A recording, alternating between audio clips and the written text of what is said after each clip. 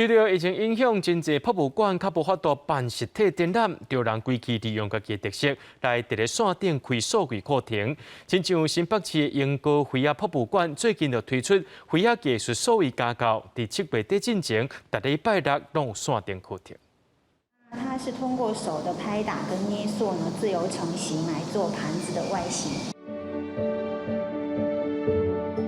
道具老师透过录制影片来教民众简单的手作，这是英歌德辉博物馆因用疫情最近开设的线顶道具课程。它其实都是一个很疗愈的过程。其实我们并没有强调说一定要做出一个很棒的作品，它真正很快乐的时候是你在捏陶的时候。